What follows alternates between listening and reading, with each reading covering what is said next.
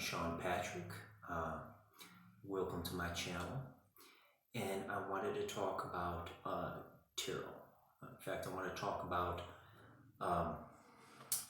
the top 5. You know, I like the idea of the top 5 of anything.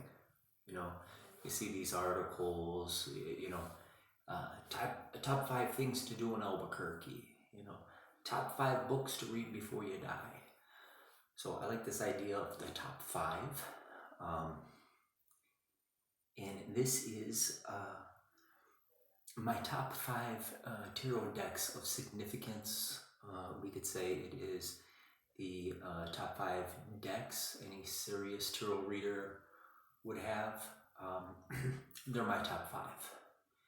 And I like that idea, the top 5, because it kind of puts things in perspective a little bit, you know, narrows things down.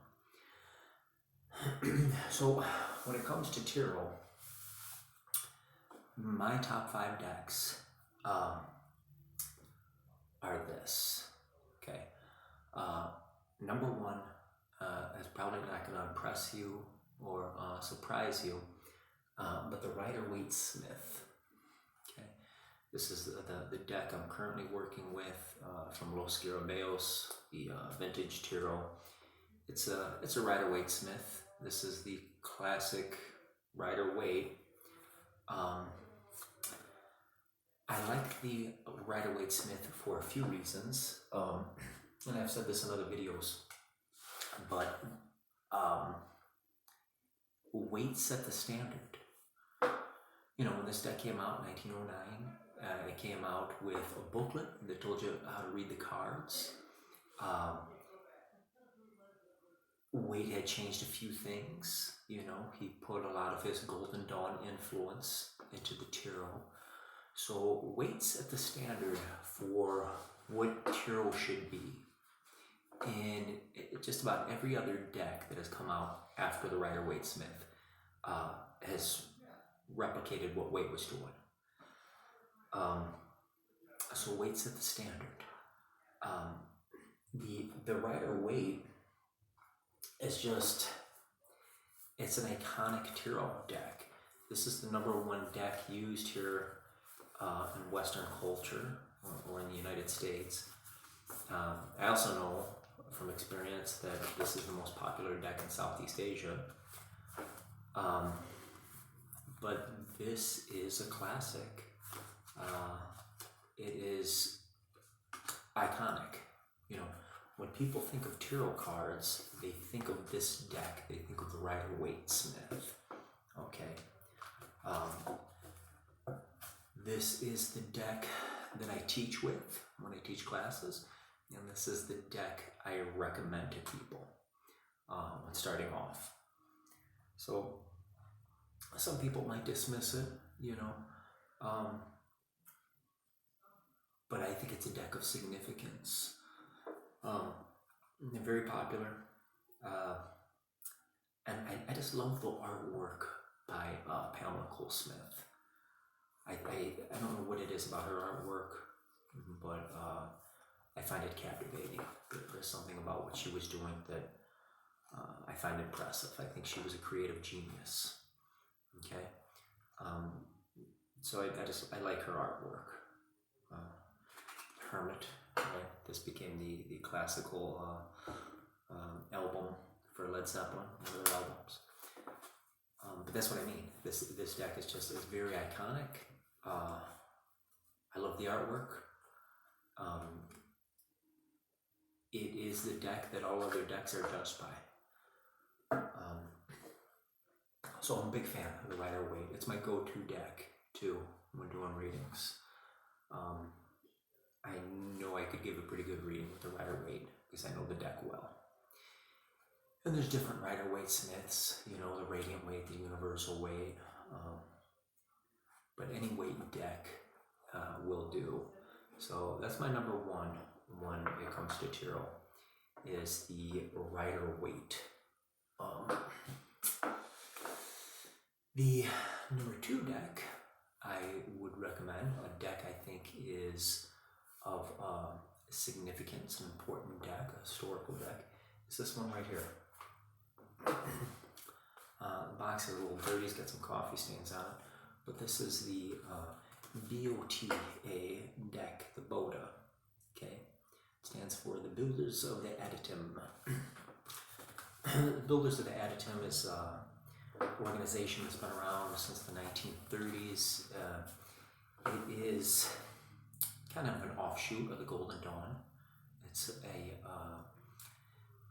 a correspondence. You know, I think you send in like $15 or $18 a month, and then they send you some reading material. But it's very focused on the Hermetic Kabbalah and Tarot, and it's a wonderful organization. And the founder of that organization, who is the creator of this deck, is Paul Foster Case. And Dr. Case was just brilliant when it came to tarot.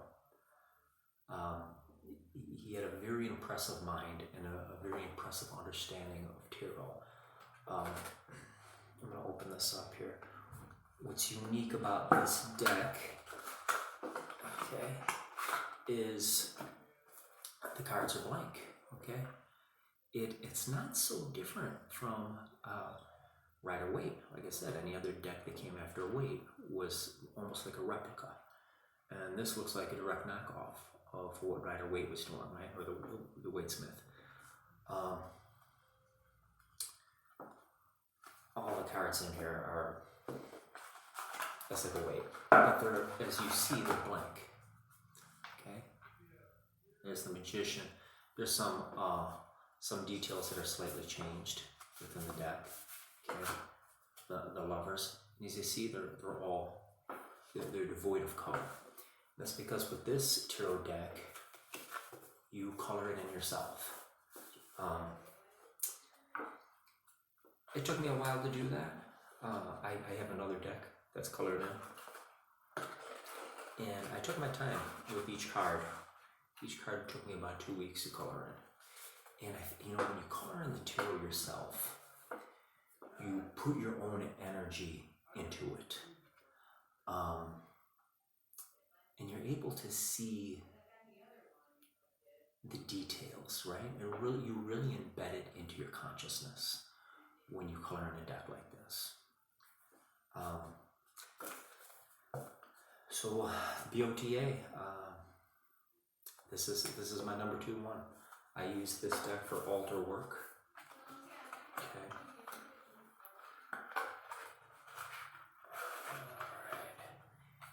My number 3 deck, I think is a deck of importance. And I think if you're into tarot, you should at least own it. Some people are a little put off by it, but that's this one, the Thoth. This was probably the second deck I ever purchased. I say Thoth. Some people say Thoth. It's Tahuti, the Egyptian god of writing and knowledge and magic. In the Greeks knew Thoth as Hermes, right? That's where we get Hermes Trismegistus from. But Crowley was a colorful character. From what I understand, he wasn't really looking to create a deck. It was his student and good friend, Lady Frida Harris, who urged him to help her create this deck. She's the artist behind this. Totally different from what we would see with a Waite. Another offshoot of the Golden Dawn. Okay, is the Hierophant. We're very rich with symbolism, as tarot is. Crowley he was pretty brilliant. You could say a lot of things about the guy. He was a bit of a trickster, but pretty brilliant. A lot of his knowledge and understanding of Thelema is in this deck. And again, the artwork. I just really appreciate the artwork of Lady Frida Harris. Okay.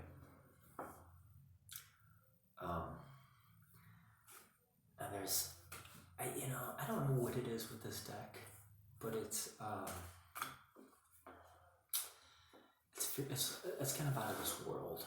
It's got an ET vibe to it, especially when you get into like the court cards here. We have the Prince of Wands, something about the court cards. Look at this one, Princess of Wands. This is like something from outer space. And this deck has been around since the 40s. Neither Lady Harris or Crowley seen this deck produced, but they had it completed. I talked about the Magician in here in another video I did a video on the Magician, and I think this was the card I talked about. In the early days, the Magician was called the Juggler. This was actually based off of Harpo Marx, okay? And there's a correlation there with Harpocrates, God of Silence. I talk about that in another video, but this deck is it's outstanding, Some people love it, some people hate it, as they do Crowley. But when it comes to top 5 decks, those are my top 3 right there. Any kind of Rider-Waite Smith, the builders of the additive deck, the B.O.T.A, and Crowley's what I call Thoth. Okay, everyone says it a little differently. The 4th deck I would recommend. This is my tin. I keep some of my tarots in tins. Right. The 4th deck is this one right here, and this is the 1JJ Swiss. Okay, there we see Death, a little marked. People have different feelings with tarot of whether to let someone handle their tarot cards. I like it when people shuffle the deck, and then I go from there. But with the 1JJ Swiss, I don't let anyone shuffle this one. I shuffle this one myself. But this is a classic tarot. It is much, much older than Waite. Waite's deck came out in 1909. I think I'm not sure when the 1JJ Swiss came out. Late 1700s, I'm not sure. But it's modeled after the Marseille. You can't really call it a Marseille. This would be called, I believe, what they call a Basson or a Swiss deck. Okay, but it's modeled after the Marseille. You could look at the minors here, like the 9 of Wands, right? It's that Marseille style lovers. Okay. 10 of Swords. Okay. The thing with this is there's no one to tell you how to read this. With Rider-Waite, Waite had his own ideas of the symbolism that he put into that and how that deck should be read. Same thing with Crowley's Thoth, same thing with the B.O.T.A. But with this, there's no master. There's no mastermind behind it. So you have much more freedom to interpret the cards the way you see fit. In some ways, this even brings out the intuition a little more, I feel. But the 1JJ Swiss, I don't know what it is about this deck I'm so drawn to. There's just something about it. And I did a video on this deck. You could check it out. But you would, the old fortune-telling machines, where you put a coin in and the machine comes and tells you your future. A lot of times this was the deck that was there. This was the deck that was more available back in the day, okay, before the Rider-Waite was reproduced in 1970 by U.S. Games. Yeah, JJ Swiss. I don't know what it is with this deck, but I'm really drawn to it. And I keep it in this box here, these 10 boxes. Okay. And one deck worth mentioning is this one. I've been working with this one a great deal. This is not in my top 5, but I've been working with it a great deal. It reminds me of the one JJ Swiss, and that's the Ancient Italian Tarot. And I think it's very affordable. I like the artwork. It's classic. I think it's a good deck to check out. So that's kind of my honorable mention right there. But yeah, one JJ Swiss. Something about that deck that just really calls me. And then for my 5th deck, that I would consider a deck of significance is something with a Picard style. Okay, Picard was a Swiss tarot guy.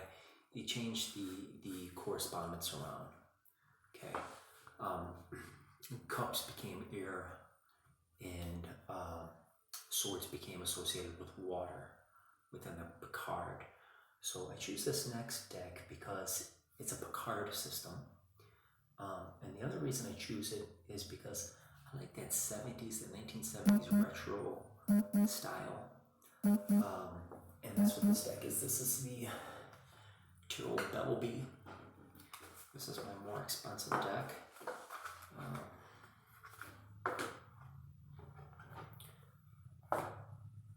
And just like Crowley's deck seems to be out of this world, I would say the same with this. There's something about this deck that just it seems to look like it's from another dimension. It's the back of the card, very 1970s. But this is what I mean with the Picard. Was the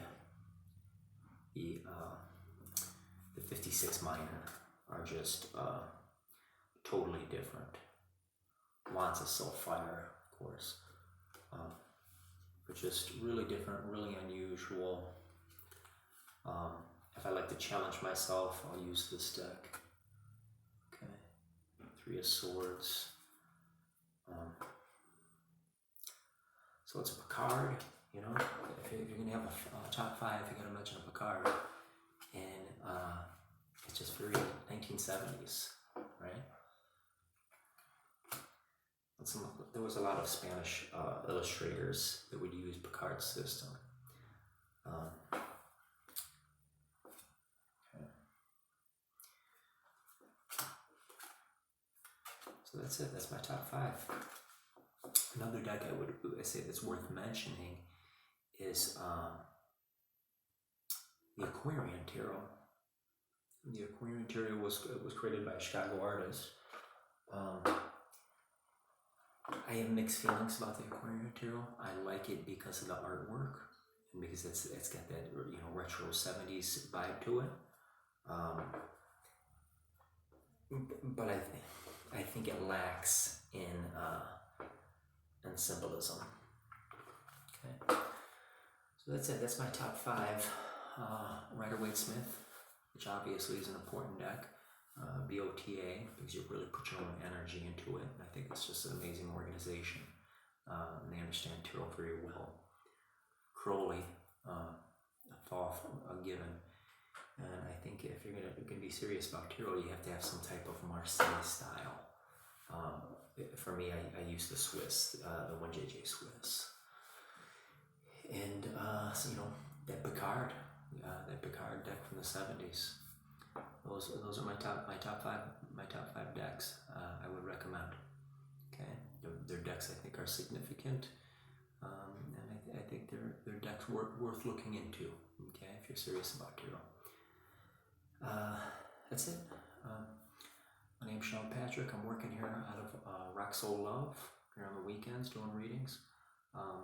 My business is 2 of Hearts Tarot. So you can check me out on Facebook. Fool of the 78. You could check out my Instagram. Thanks for watching. If you like it, give it a like.